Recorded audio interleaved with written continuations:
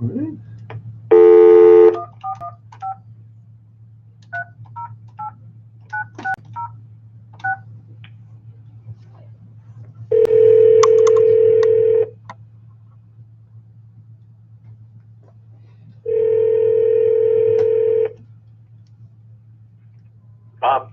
Bob, it's Edward Brown and Bruce McGowan. How are you?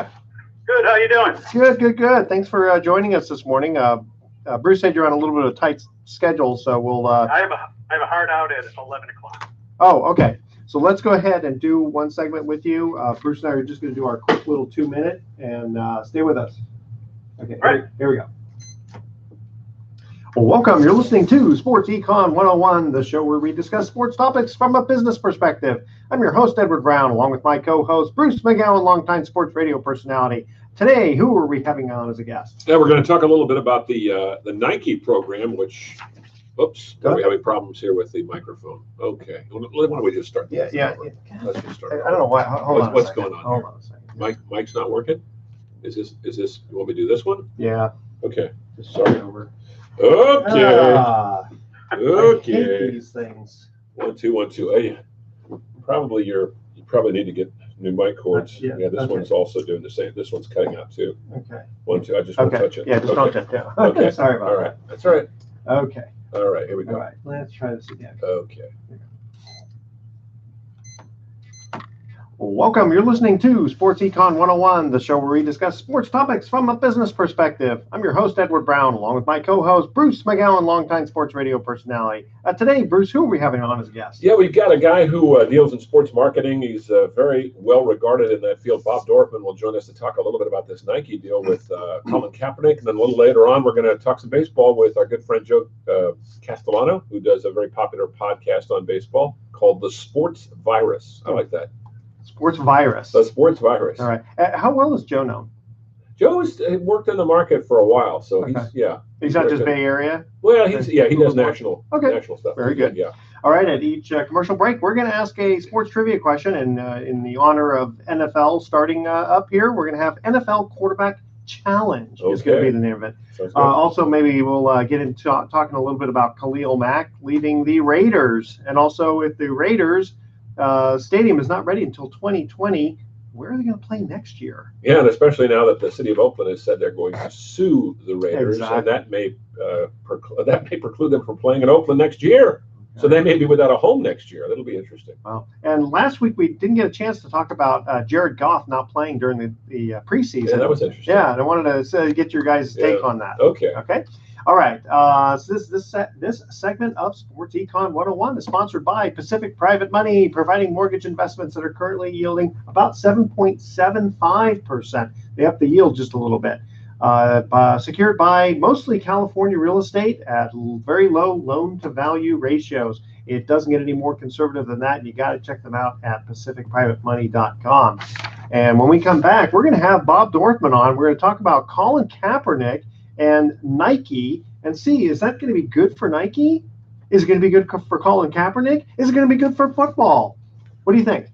What do I think? Yeah, what do you Let's think? get Bob Dorfman's opinion, Okay. and then we'll go from there. All right. Okay, don't touch that dial. Sports Econ 101. We're going to be right back. All right, thanks for hanging out with us, Bob. Let me just save the Let's file take just here. a second, and then we'll get going here. Yeah. So, Bob, your office is in the city still, right? Yes, Good deal. You live in the city? I do live in the city. I live near Japantown. Oh, sweet. Yeah, my daughter's favorite spot. She always Yeah, wants- that's right. So funny. She loves Japantown. We always end up going there at least once a month. Is it Yeah, for food or? My wife is half Japanese. Oh, cool. She loves it too. Yeah, she just loves the little shops and the little, the different restaurants. And It's more fun than Chinatown. Yeah, Chinatown, yeah, I don't know. I mean, it's different, but it's different, yeah. I don't know, just kind of, It's a lot smaller, obviously. All right. It's more of a shopping center, whereas Chinatown is more of a neighborhood. Yeah. And a lot of small businesses. All right. Here we go. Well, welcome back to Sports Econ 101. Edward Brown here along with Bruce McGowan. Bruce, who's on the phone? Yeah, Bob Dorfman, marketing expert who does a lot of work with professional sports and involving marketing. And it's interesting. I mean, this Colin Kaepernick deal, we've been talking about it with regarding to, to his setup with Nike. It's created kind of a tempest in a teapot, Bob. There's been a lot of positive and negative reaction. What's your gut feeling about this whole thing? My gut feeling is it's great for Nike, and it's great for Kaepernick. I think Nike is a $30 billion company. They don't do anything lightly. I think this was well thought out. They probably researched it pretty heavily before they went forward with it, and realized that it's going to polarize a lot of people. It's going to alienate a lot of people. I don't know if they expected people to burn their Nikes, but they knew it would be a divisive issue, and they yet went forward with it. And I think they've got to be very happy with the reaction. There was a number that I saw within 24 hours of that first ad breaking for Kaepernick, $43 million worth of media exposure for Nike. Wow. It's interesting, and not to get off on a tangent about this, but I think there's a lot of misconception and confusion over the whole kneeling issue. And lost in this whole thing is the fact that the Department of Defense has contracted with the NFL for a number of years to use the pregame shows as a recruiting tool. In other words, the flybys, the officer, the soldiers and sailors and airmen on the field, the flag ceremony. They didn't want anything mucking up the work. So I think that has created a lot of the resistance. And it's interesting, Bob, how this situation has become so politicized. It seems like everything today is tied into politics somehow. How do we get away from that? Now we've lost Bob. Sounds like we've completely lost him now. I guess we're having technical problems. I don't know. I don't think it's our phone this time. Yeah. Okay. Bob, you still there? I guess he's gone. All right. Bob? He is gone. Okay. Well, I still have the light here. Yeah. Okay. Let's try him again. Hey, Bob, you there? Bob? You know what? I think we're going to have to call Bob right back. Yeah. Okay. In the meantime, though, I wanted to mention about the fact that, let's see. Okay, so Nike goes ahead and does this, right? But who are the people who buy the Nike shoes? Well, the average consumer, Yeah, but not guys our age. It's going to be the millennials, isn't it? Yeah, I guess so. Yeah. I don't think it's interesting to me. The whole thing is it's kind of like I said. It's too bad that politics has to get involved, and that there's a lot of misconception over this whole flag issue. And again, okay. Hey, Bob, is that you? And Don Fitzpatrick, extension 105. We just record this whole thing over again. This is absurd. It's ridiculous. I am so frustrated with this because I even tested this thing. Yeah, well, it's not working, and neither of these. Well, that one works. That one works. Yeah. Okay, let's just do the whole thing again. Let's just do the whole thing again because it sounds really crappy. If we just have a breakup like that. Hey, perfect ring size here. Yeah. For my little finger. What is this anyway? Oh, that's for pipes. Oh, okay. Yeah. At least we got our first segment in. We got it. Yeah. Our little intro segment. It's just ridiculous. Yeah. Hello, what happened? Hi. Well, it's weird. The microphone was working, but for some reason you cut out. I couldn't figure out why. So, okay, same thing. Bob, you there? Maybe it's his phone line. Yeah. Hey, Bobby, I can't hear you at all. I wonder if your phone line. All right. Wait, Bob, you there? Okay. You hear me? Okay. Yeah, I can hear you. Okay. Okay, you're all right now? Okay, so I don't know what happened. I'm going to find a good spot. Okay. How about that? Okay, yeah, that's perfect. Maybe it's yourself. Yeah, maybe. Okay, so Because if you're moving around, sometimes that causes problems. And what I'm going to do here, we already recorded the first segment. We're going to try the second segment over again. Yeah, no big deal. Okay. Yeah. And I'm going to, I'm just going to hold the mic over for you there. Okay. Okay. All right. So here we go. All right. Okay. All right. So actually, how are you gonna talk? Yeah. How are you gonna speak? How am I going to do this? Okay, I'm going to try this one again. And are we? Yeah, that sounds better. Yeah. Okay. Hello. Hello. Hello. Okay. Hold on. Hello. Yeah. Let me go back to this one again for a second. Okay, I'm gonna do this fancy way here. Okay, here we go. All right. Welcome back to Sports Econ 101. Edward Brown here along with Bruce McGowan. Bruce, who's on the phone? Yeah, Bob Dorfman, sports marketing expert, joining us. And we're going to talk a little bit about this Colin Kaepernick situation with Nike, which has created quite a storm of both positive and negative reaction. And Bob, what's your read on the situation? Because it's, a lot of headlines, both positive and negative, as we mentioned. Yeah, again, I think this is a great thing for Nike. I think it's a great thing for Kaepernick. I think all the attention it's gotten, negative and positive, overall is a positive for Nike. I saw numbers yesterday that within 24 hours after the Kaepernick ad came out, Nike got $43 million worth of media exposure. I've been talking to people in live. I talked to the BBC. I talked to radio stations in Canada. It's getting international attention for pretty much an ad campaign. Okay. So Bob, I'm happy about it. Yeah. So Bob, a question for you about I know they got all the media attention, but who's buying the shoes? Is it pretty much the millennials? Because guys like me don't generally buy Nike. So even though they have a lot of media exposure, I wonder how much is that going to get to the bottom line? Yeah, I think that again, Nike's a $30 billion company. They, I'm sure, researched this very heavily before they jumped into it. They considered all aspects of it, and they looked at their target market. Their target market mostly is millennials and younger. You're talking about kids in their late teens, maybe a little bit more of an urban crowd, kids who are out on the playground, on the street courts, and they're kind of fashion forward guys for the most part. I think looking at that market, those aren't the people that are burning their Nikes and cutting off the logos of their Nikes in protest. I think it's a little bit of a people who have a little bit more of a liberal attitude about athletes and social issues and understand what Kaepernick is doing and has done.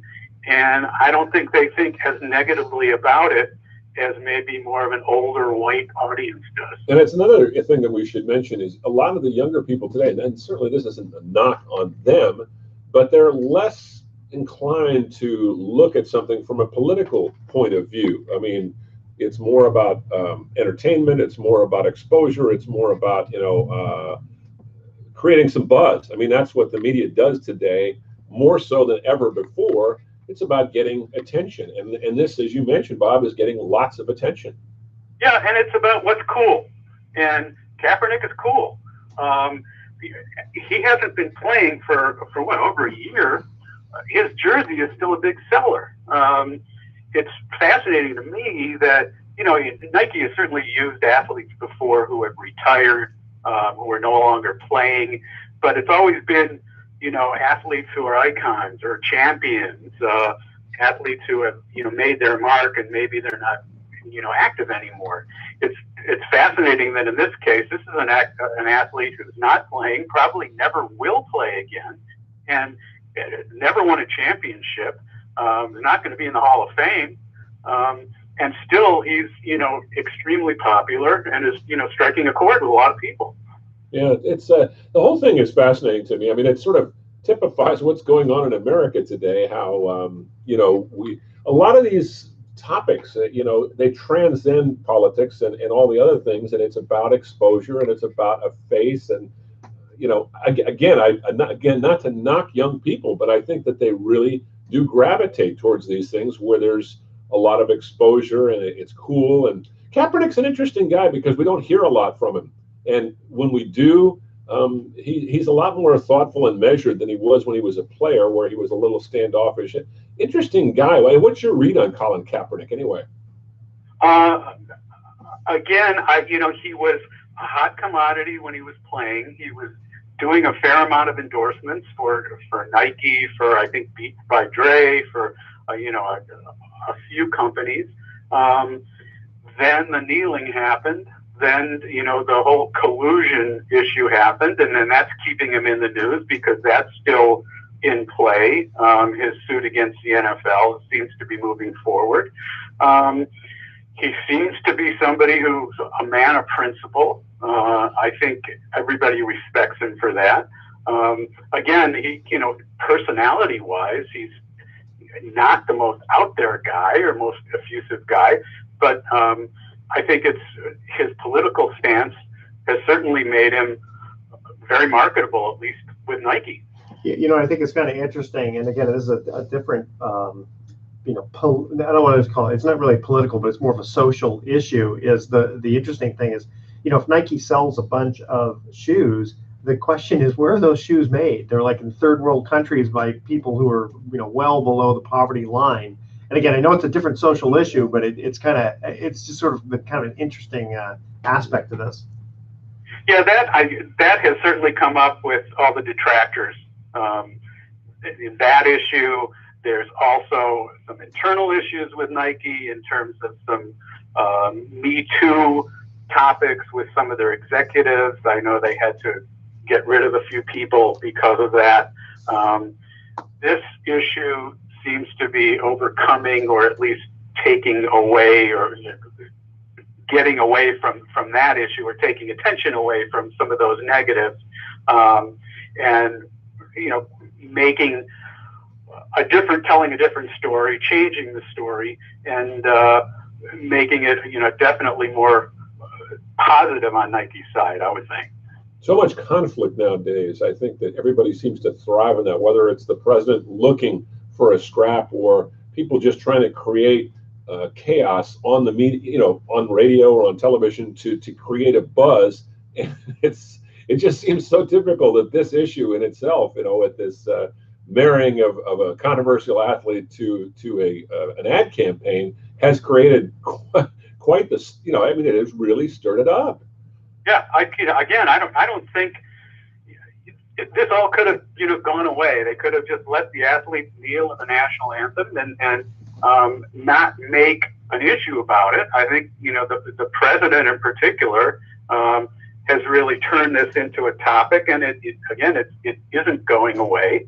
And as long as it's popular, as long as it's top of mind, it's going to do Nike well. Yeah. And then you had the Jerry Jones against the kneeling, and then kneeling with the players. And Jerry Jones that can't figure out what he wants to do. I think I got lost in all this too, and we mentioned this earlier. That the Department of Defense has contracted with the NFL from some time to have the pregame show use it as a recruitment tool for the armed forces, with the flyover and the soldiers and sailors and airmen on the field and the flag ceremony. And so that is sort of a side issue. It's all wrapped up in, you know, they're just it's crazy. To me, you got to separate business and politics, but I don't know how you do it this day. Yeah, but also, if I remember correctly, wasn't Kaepernick mostly talking about the, you know, how the police were dealing? Yes. I mean, it really wasn't about the Army or Navy. No, but I mean, that's the problem. I think that the Army, the Department of Defense, was very upset that their pregame show was being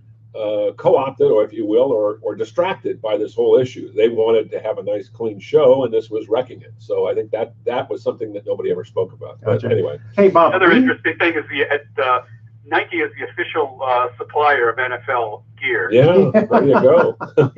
and they're paying the NFL a lot of money to put those swooshes on uniforms. Mm. And they've got that deal through 2028.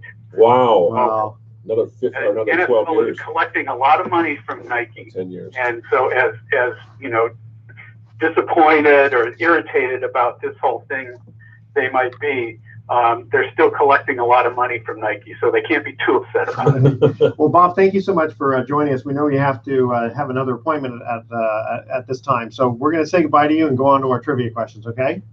Okay. Thank you. Thanks so much, Bob. Again. Good stuff. Yeah, Bob Dorfman really knows his marketing, sports marketing. All right, here we go. First trivia question. Which quarterback was the first to earn the trifecta, meaning Heisman Trophy winner, #1 overall pick, and Super Bowl MVP? Oh, good sort of an question. invented Yeah. trifecta. Okay. All right, that's our trivia question. Email edward@sportsecon101.com, the answer to that question. And when we come back, we're going to try to get our next guest on. Yes. All right? All right. Don't touch that dial. We'll be right back. I wonder who that would be. Let me think about that. Let me save this.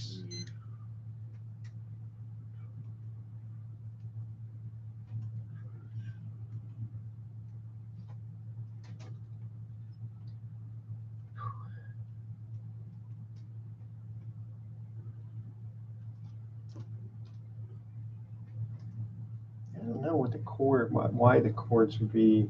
You know, what if just dust got in it or something? Yeah, it does. It's ridiculous. Heisman winner, Super Bowl winner, what was it? I got that one. Yeah, I got that one. I think you have to get this one. All right. See what's going on here. Okay. See? Yeah. See, now it's working. Now it's working. Okay. Okay. So as long as I can set it up. It's Joe and the sports virus. Okay. All right. Okay. I think Joe will be able Should to be able do to do it now. Okay. Okay. Oh, Jesus. Whoa. Ouch. Yeah. Oh. Let's try this again. Okay.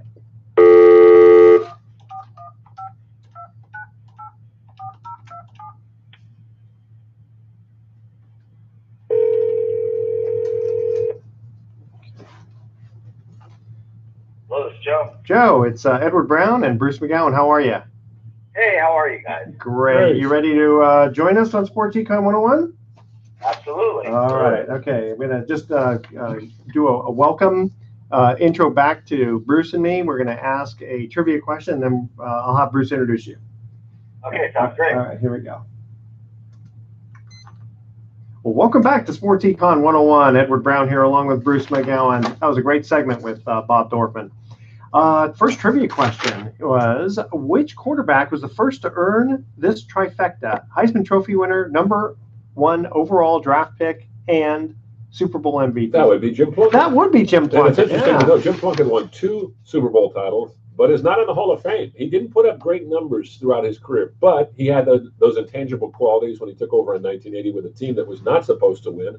And he took over for an injured Dan Pastorini and led the Raiders to an improbable Super Bowl. And then 2 years later, or was it 3 years later in Los Angeles, led him to another title. Against the Washington Redskins. Against the Washington Redskins, that's right. So we have our next guest on. Yeah, we got Joe Castellano, who is a baseball expert who has done a lot of minor league play-by-play and does some television work locally in the Bay Area, and also has a very popular podcast and does a lot of baseball analysis. And Joe, this has been a fascinating year. It seems like the 3 best teams right now, arguably, maybe the 4 best teams, are in the American League. I mean, to me, it would appear that it's going to be either Houston or Boston in the World Series.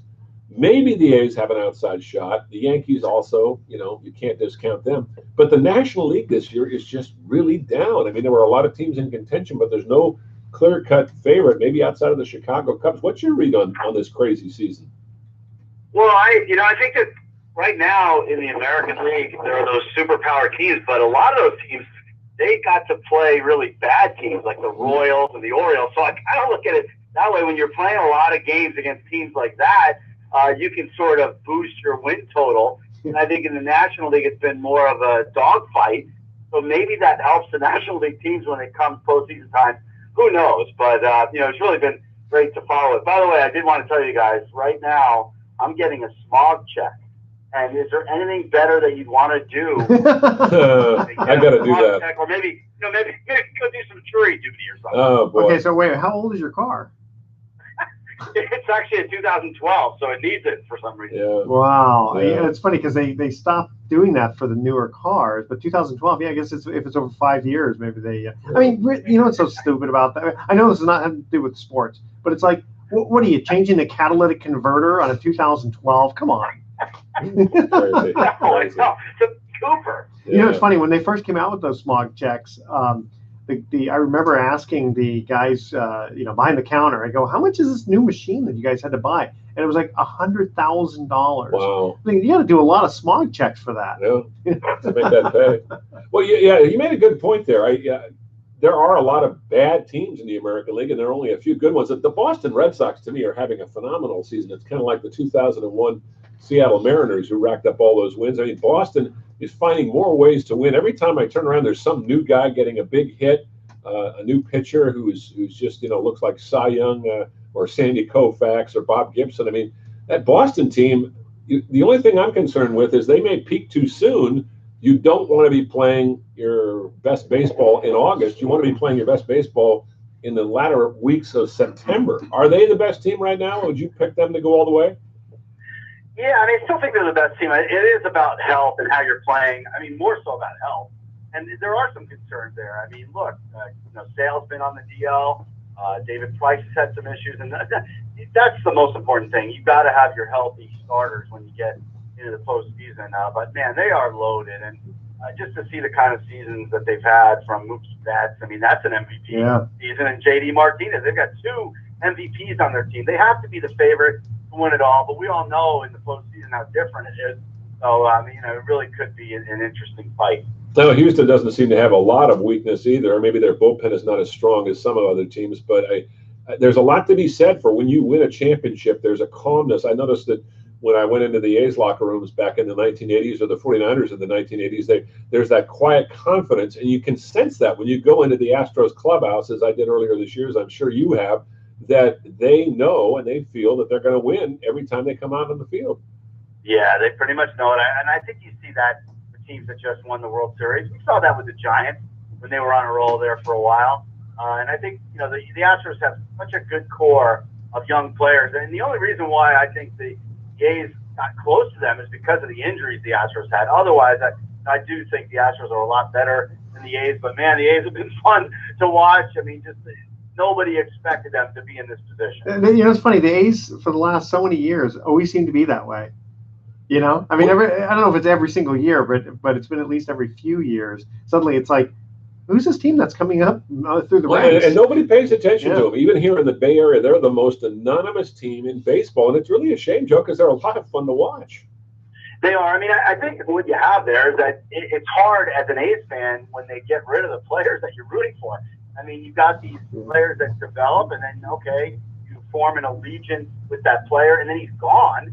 So that makes it more difficult. But, you look at Billy Beane and David Force has done such a great job when they do trade away these players, and with this low budget, they bring in a great core of young players. Now, it doesn't always work at the major league level. There are going to be some last place finishes, but every once in a while they hit on it. These guys develop at the same time, and then you have the Matt Olsons, the Matt Chapmans of the world that are, right at the right moment helping their team, and it is fun, but it's a bummer that they have to get rid of the players because they don't want to keep the salaries too high. It's fun to watch guys like Jonathan Lucroy and Jed Lowry. These are career sort of journeymen who are really making a difference. Lucroy's numbers don't stand out, but he always seems to save his hits for the right moments. And Lowry is just a calm, reasonable, very, very focused guy who kind of keeps the younger players on an even keel.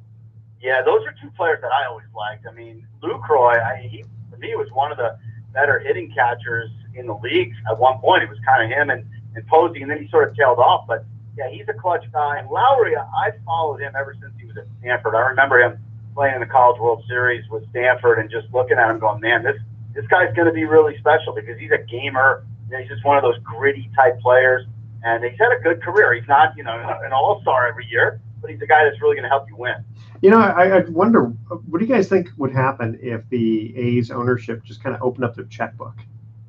That's a good question. If they went out and got a couple of, plugged in a couple of big name free agents, I don't know. I'm wondering in some ways that might mess with the chemistry because the chemistry in that clubhouse is really special. You walk in there and they bring in these young guys, whether it's Laureano or, they bring in Nick Martini or, some guy like an Edwin Jackson who has just found a renaissance in his career. And it just seems like they fit in so well. Yeah, I don't think they need to have the big name free agents, but they kind of proved this year they're willing to go out and get some players, like a Mike Myers in the middle of the season. Let's go get somebody at the trade deadline because we are contending. But they're never going to be the Dodgers who are just going to spend as much as possible. It is kind of fun to see the different strategies, the different capabilities of an organization based on payroll. And I definitely like the fact that a team like the A's and contend. I mean, this is really the first time we're seeing this, a team with the lowest payroll in baseball that has a chance to make the playoffs. You know, it's funny because maybe that's part of it from the standpoint that players realize, look, guys, you know what, we're going to have to be one of these teams that just has to scrap each time because, you know, we don't have any superstars on the team. Yeah, I mean, that mentality, I think, does help out. I mean, if you're sitting there kind of resting on your laurels as a player that has already made it big, I don't know that always helps. I mean, maybe that's part of the problem with the Giants. And I'm not saying that they didn't come out fired up, but I think, you know, some of their players have already won. They've already kind of proven themselves. They already had their position pretty much there. I mean, nobody was going to take it away from them. And maybe there wasn't that hunger. I'm not sure that that's the case, but there was something missing from the Giants this year. And going along with that, maybe that's why the Coliseum kind of continues to deteriorate, you know, let these guys really, again, not only scrap on the field, but also in the locker room. You know what I mean? It's like, you know, it's like taking the old buses everywhere instead of taking an airplane everywhere.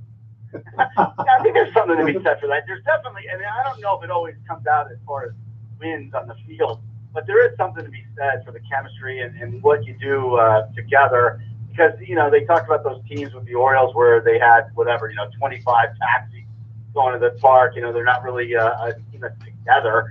I think it's a heck of a lot more fun for players and people covering the team when you have good chemistry and these guys get along. I've been on minor league buses for 12 years. I rode those buses, and I'll tell you, I mean, when you have a team with good chemistry, the whole summer is just great because you know these guys are getting along, they're giving each other a hard time, and it makes it go by. I mean, if you're 20 games out of first place, then you're still enjoying it, you know, as much as you can. Yeah, I'm sorry, Chris. What happened with the Mariners in their clubhouse? There was some kind of scrap going on. Yeah, and I think that scrap, it kind of reminds me of there have been teams from the past that's happened with. I mean, you think about the Yankees, you think about Reggie Jackson and Billy Martin, the Reds, and Rob Dibble when he went in and had that team with Lou Piniella. I mean, those kind of come to mind for me. And I don't know, I guess it could go both ways. You have that fight and maybe it fires up the team, or maybe it just fractures the entire clubhouse. So I don't know which way it's going to go, but I do know that the Mariners have been frustrated because they got off to a really good start. Everything was looking great. The A's came on so strong. The Mariners just haven't played as well. They're not getting the type of play that they got before. I mean, the Cano suspension, I don't think that really affected things. They were playing better without Cano. So it was that. But, you know, maybe they're just not getting along now. Well, hey, Joe, stay with us. We're going to cut to a commercial break here, and then we have a trivia question. And if you know the answer, don't answer until we come back. We don't want to give the audience ahead of time what the answer is, okay? Okay. Okay, it's another football question. Again, we're talking here about NFL Quarterback Challenge is what we call it. Who is the only quarterback to defeat a Vince Lombardi coached team in a playoff game? There was only apparently one quarterback to defeat a Vince Lombardi coached team in a playoff game. All right. Email. Does he have to be the head coach? Could he have been an assistant coach at the time? Well, it's who's the only quarterback to defeat? Okay. That's a good question. But I mean, you'll know the quarterback's name. Okay. Sure. All right. Don't touch that dial. Sports Econ 101. We'll be right back. You always ask her these questions. I'm thinking the New York Giants, you know, because he was coaching the New York. He was an assistant with the New York Giants in the late '50s when the Colts beat him. I don't think this guy ever played for the Giants. So. Okay. I'm trying to think of playoff games. 61, 62, 63. So, Joe, I always ask Bruce these questions. I always try to keep him in suspense. Yeah, keep me in suspenders. Keep him in suspenders, yeah. Keep it interesting, you know. Right. How's your smog going? How's the smog going? Yeah, I guess it's going to be done pretty soon. They told me it would take about 20 minutes. So that's good. You just have them send it into the. I think they automatically send it to the DMV. Yeah, you have to pay whatever it is. Like, it's like $40 for this, and then the registration. It's a lot more expensive than it used to be. Yeah. All right, you guys ready? Yes. All right, here we go. Welcome back to Sports Econ 101. Edward Brown here along with Bruce McGowan. Second trivia question was, who's the only quarterback to defeat a Vince Lombardi coach team in a playoff game? Actually, I know that answer, but I'm going to let Joe take a stab at it first. Oh man. That's, I mean, I kept thinking maybe it was Randy Dawson, but that's from the other league. Yeah. No, this was the year I was born. Don't say it. 1950 and 1960. Yep. The Philadelphia Eagles with Norm Van Yes, Brocklin. very Yeah, good. First time I ever actually paid close attention to an NFL title game. Yeah. Oh, is that right? Yeah, Well, Tommy McDonald and Tommy Dean scored the first and last touchdowns in that game, and that was the beginning of Lombardi's great run because they won 5 of the next 7 after that. Man, that's a great memory. Yeah, it is a great memory. Lombardi was something special. I mean, they played the Raiders in '67, and Jerry Kramer came into the locker room and he said, "We got to win this game for the old man. You know, he's retiring. We got to win this game for the old man." And they did. They just clobbered the Raiders. You know, it's funny. There's Ernest Borgnine. You remember the movie about Vince Lombardi? Sure. And Ernest Borgnine, and he looks like him. Oh, yeah. And he did a great job. Yeah. And I still remember this one line where he comes in. He comes in the locker room, and again, the team is it's terrible at the time, right? And he goes, "We're going to start from the basics. This, boys, is a football." And one of the players raised his hand. "Coach, could you go a little slower?" And even Vince couldn't. You know, in the movie, he couldn't even help but smirk at that one. There you go. Joe Castellano is joining us. I wanted to ask you, Joe. You know, you have to go into the clubhouses of all the teams, and like myself, back when I was working at the Sports Leader in San Francisco KNBR, do feature interviews with different players. Who are some of the guys you like to talk to, and some of the stories that are good stories that our listeners may not know about? Well, that's funny that you asked that, because just today I got off the phone with Ryan Vogelsong, who was really good when he was playing for the Giants. And I encourage you to check out the podcast from today, by the way, Ryan Vogelsong on the sportsvirus.com. He was awesome, just talking about the perseverance that he had as a pitcher. And, you know, his story is an amazing story of perseverance, getting released a couple times before things finally worked out for him, going to Japan and everything. But yeah, he would be one of them. I mean, I always was intrigued by talking to Tim Lincecum. I always thought he was a good guy to talk to, but there are a lot of players. I mean, the story that I would like to tell, as far as a visiting player to the Giants, is Albert Pujols, because, you know, some of these visiting players, you don't know them, you never see them. You know, they come in and you don't know if they're going to talk to you. And a guy like Chipper Jones, he was always just very welcoming to come to his locker and talk to. But Albert Pujols, I don't know, I was a little intimidated. Went up to his locker, and he looked at me. He's like, "No, you know, I don't have time for that." And then, you know, just kind of barked at me. So I walked away. I went to the other side looking for maybe a lesser known player to talk to. He comes all the way across the clubhouse, grabs me, and goes, "You know, I'm sorry. I do want to talk to you. Come on." Oh, that's nice. Come over to his locker, and he just gives me the best interview ever. I mean, wow. About how, you know, McGuire helped him out when he was first coming up, and this and that and the other thing. And it was just so unexpected. So those are the best interviews, Bruce, I think, is when you don't know what you don't expect that to happen, and it does. Yeah, it's interesting. I was going to say it's interesting because I remember years ago I went to the Cardinal locker room, and they were not an easy group to deal with in the late 1980s. Whitey Herzog used to literally bat the microphone out of your hand. You know, "Get that thing out of my face." And Willie McGee, I remember, was one of the most petulant, unpleasant people I ever dealt with. As soon as he gets to the Giants, I made a point of getting to know him without asking for an interview. And he was the most genial, likable, easygoing guy. And we struck up a friendship. To this day, I keep in touch with Willie, and he's one of the nicest people you'd ever want to meet. He seems like a nice guy. Yeah, and he's a great story because he grew up with a dad who had like 3 jobs, and his dad used to take him along with him while he was working as a janitor at these schools. And Willie said he learned the value of hard work by watching his dad, you know, toil, you know, in these menial jobs, and it just created a work ethic that sparked his career. So I thought that was really interesting. And that's to me, that's the fun part of what we do, Joe, is we get to know these people as individuals, not just as athletes. You're right, and it's funny because at SiriusXM, when I first started there, I was just asking everybody for interviews, and some of the responses are really difficult to swallow because, I mean, baseball players are moody. Yeah. You'll get the nice, pleasant guy, but you'll get a guy who just says no or get out of here, you know. And you just have to deal with it and realize that you might be a different person next week or even the next day. Yeah. You can't take it personally. The favorite person I ever dealt with in baseball my whole career was at AAA Rochester when I was there. A kid who made it up to the Orioles back in 2002, Steve Beckler. And you might remember that name because he passed away in after the season 2002, going into 2003 at spring training because of ephedra, and they banned because of him. He was my favorite guy because he was a starting pitcher who actually would talk to me on the day that he was starting. That's unprecedented. Yeah. You know. Yeah. But he said, I don't care, and he would give me scouting reports on the hitter, so I would use those sound bites during the broadcast of him that's great. scouting report about the hitter. Wow. That's great. Hey, by the way, how did you get you chose the name Sports Virus? The Sports Virus. Well, The Sports Virus. The computer a while back, a long time ago, sent out a virus, an email that just went to a bunch of people, and it ruined one guy, his computer, this guy that I worked with at CBS Sports. So when I showed up to work the following week, he said, "Oh, Joey the Virus." He's a New York guy there. New York guy.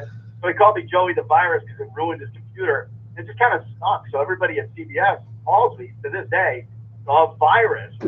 Terrible nickname. Yeah. But I figured when I started this website, I got to do something that sort of, sticks with people, resonates. And that's how the Sports Virus came to be. Well, yeah, glad you turned it around. Yeah. Well, it's interesting too, Joe. You referenced you spent a dozen years doing play-by-play in the minor leagues. Where all did you work? I did. I started out in Geneva, New York Penn League. Then I was in Bend, Oregon, in the Northwest League, in the first ever Rockies affiliate. Then I went to Rancho Cucamonga, Padres affiliate. We won the championship there, and Tim Flannery was the manager, which was really cool, winning the championship. Marty Barrett also was there. And then I ended up going to Syracuse 1 year, and then 6 years in Rochester, AAA, which was really great. I mean, I was close to getting a major league job. It just never happened. I was going to ask you, is doing play-by-play easier than being, just an additional commentator? I just think it's two totally different jobs. I mean, the play-by-play guy has to control the timing of the telecast or the radio broadcast, and it's much harder on radio when you have a partner, and it's much harder when you're doing a fast sport like basketball. I remember when I had an analyst on basketball, it was tough to get him in and out. I mean, I had to train him on being succinct because you've got so much to do as far as description of basketball play-by-play. Baseball is a lot easier, and television is way easier because you have so much time. You don't have to describe everything. I like all aspects of the medium. And I think baseball lends itself to storytelling, and that's the beauty of the game. And one thing that drives me crazy is I hear all this talk about, let's speed up the game. Now, granted, the games do drag sometimes, pitching changes, the mound conferences. But, the fans go to the games to get away from this high stress, checking your watch every 10 minutes. They don't care if the game lasts for 3 or 4 hours. They're having a good time. You know who complains about it? The folks in the media who have to stick around and file their stories late. That's who complains about it. I always find that interesting, Joe. You're right. And it's different, too, when you're a broadcaster versus being a fan in the stands, of course, because I've been doing Pac-12 soccer, Pac-12 network. And, I've never really been into soccer as a fan, but as a broadcaster, I like the pace of it. It kind of reminds me of doing baseball where you have to let it breathe. You're not going to describe everything that's out there. There are storylines that you can get to, and you can really get into telling the stories about the players, much like you do in baseball. Have you done football also?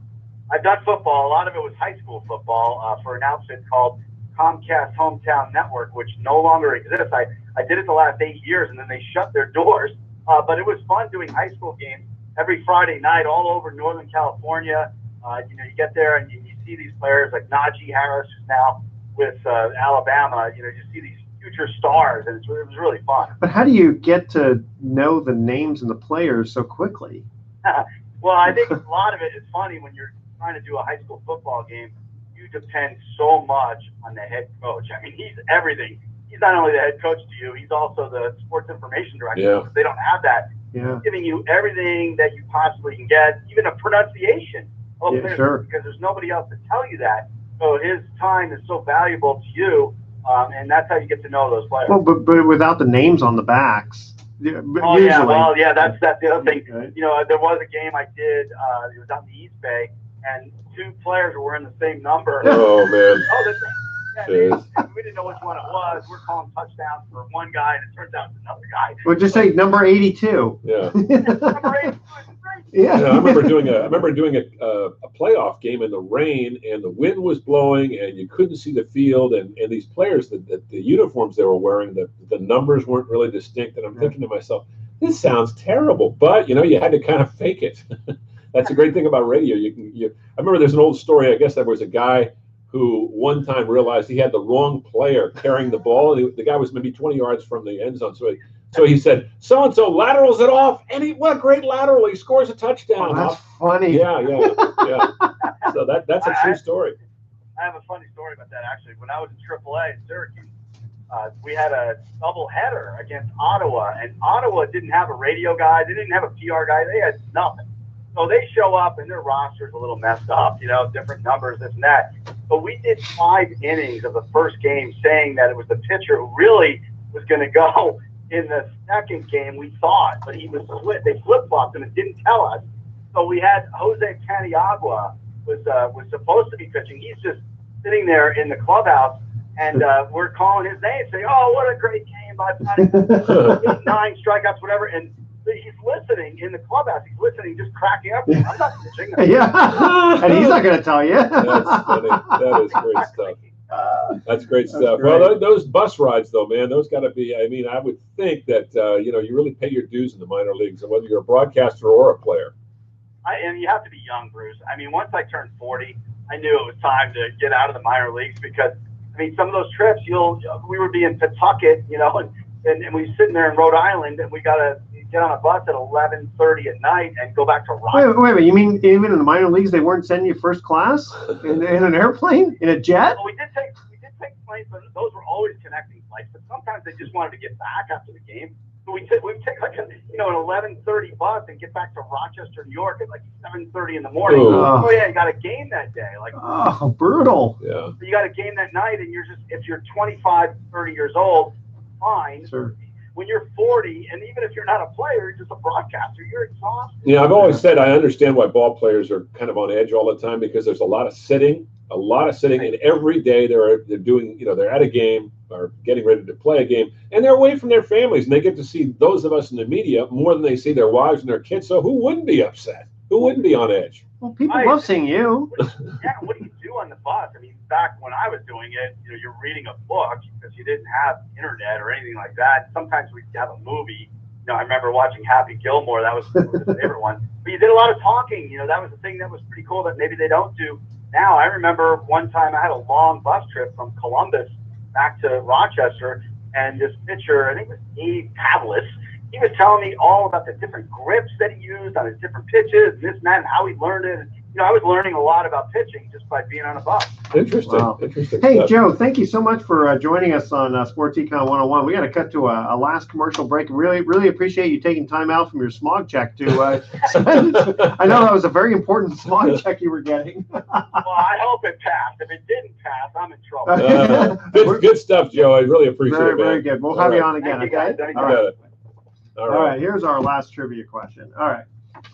Again, sports, we're talking quarterbacks here. Who is the first quarterback to begin his career with 6 consecutive 3,000-yard seasons? Wow. Ooh, okay. All right? Yeah. That's our trivia question. Email Edward at sportsecon101.com the answer to this question. Who is the first quarterback to begin his career with 6 consecutive 3,000-yard seasons? All right, don't touch that down. We're going to be right back.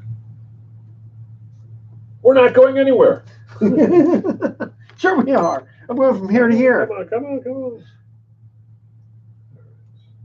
All right, well, we were able to save this. Yay. Let's see, Joe. 298-4027. 298-4027. 298-4027. 298-4027. 298-4027.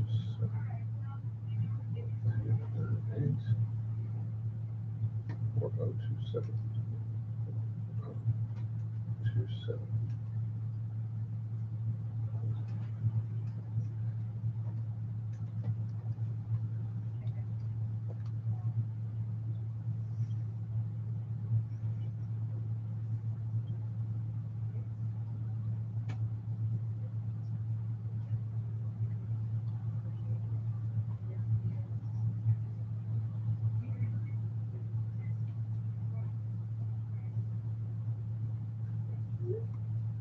Okay. 308 9606. 308 9606.